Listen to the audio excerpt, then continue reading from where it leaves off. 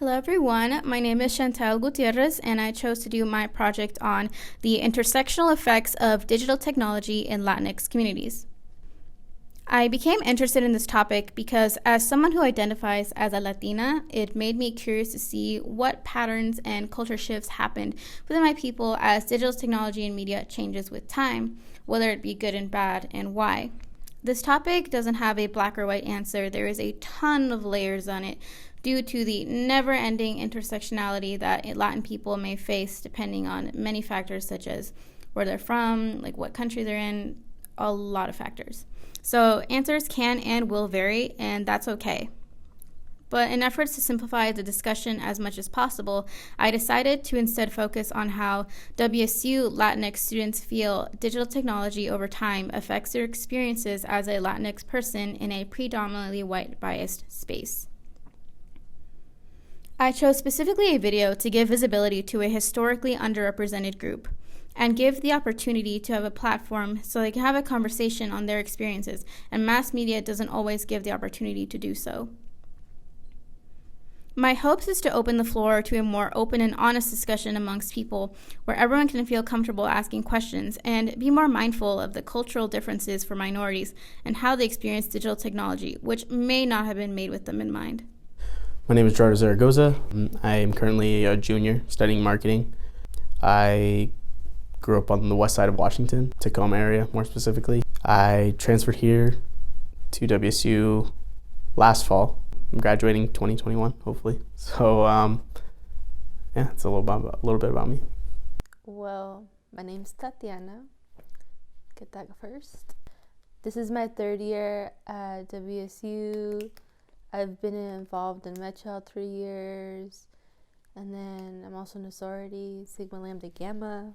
And then also, I've helped in the CASH conference every single year I've been here. This is my second year as a director, and I've also helped with various events throughout campus. Pride is a very significant part of Latinx communities, especially among older generations, which can lead to resistance to change. I think a lot of at least from, I guess, an example, my grandma, she's lived in California all of her life, almost. She did leave El Salvador when she was young, and she has almost refused to learn English. Whatever reason that might be, I think that a lot of Latino culture is based on pride and based on, what we know, what we're able to work as in labor. Not everything is done the way it was before. As technology gets more advanced, some things can become easier, which is nice, but at the same time I can see people saying, you're losing your roots, your touch, you're just doing everything to make it easier. Whatever comes out, you just use it, and you don't even care about your roots. Whether we decide to accept technology for what it is and grow professionally, I think that it's up to the initiative of the Latino community to really push ourselves to be better, For me, it's not the way you do it. As long as you feel it, if it still means as much as it did before to you, and you're just doing it quicker, it's the same. You're just saving time. It's I think that pride can sometimes get in the way of that. A large portion of Latinx communities are in areas where poverty is very prevalent and accessibility to digital resources are scarce, and the digital divide even in some areas.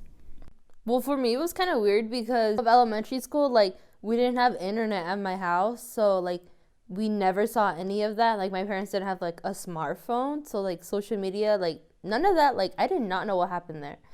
From my family in Mexico, the way they get technology is if we bring them to them for Christmas or something. But even then, it's not we're not bringing them MacBooks or something. We're bringing them tablets, cheap ones that we can afford. But for them, it means a lot. They can do so much more, whether in school or how their life is ran, and it could help them out. Honestly, some of these people are not living in the best conditions, while 90% of the world is rich, and it just makes no sense. In current digital technology, there's a lot of platforms for discussion, especially for the younger generations of the Latinx community. Cultural norms can be questioned, people can relate to experiences, can compare any differences, and so on and so forth. I feel like we have the opportunity to be included. We didn't have a loud enough voice to voice our opinion on certain topics back then when maybe media has portrayed it that way, and I guess maybe now media, I think, is almost accepting the idea of having people from anywhere stepping up into bigger roles and things of that sort. I feel like I do see a lot more people like that are like big on social media. There are like starting to be more people of color, like not even if they're just brown, and like, which it's nice because like it makes me feel like, you know, like people are being heard. In my experience with popular mass mediums, Latinx voices were seldom heard as their own and not a stereotype. There has been an interesting shift in current digital technology as building your own platform has become more accessible and brings the opportunity for conversation of all people. It's like they have a big platform, so like they're like getting us on the map. It's like if something happens like somewhere and like someone needs to raise money super quick, like they have a platform they can use to help people in their community. These are just some final thoughts that Gerardo and Tati wanted to put out there to sort of wrap up the discussion and kind of put some final thoughts. Keep hustling for more, I think, is the way that we should be brought up, I guess, as far as technology advancing, because if we don't move with the world, then we're just going to stay stagnant. We do have like different traditions, and like we're not just like what people like would see in the media as like gardeners, like maids and stuff. Like we have like special things that are special to us.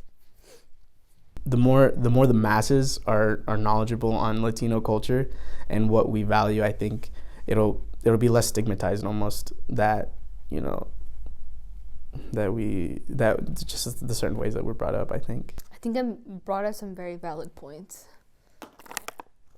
I don't know what I said half of the time, but I know what I said was right, so. Goodbye. Wait, I want to be like a YouTuber.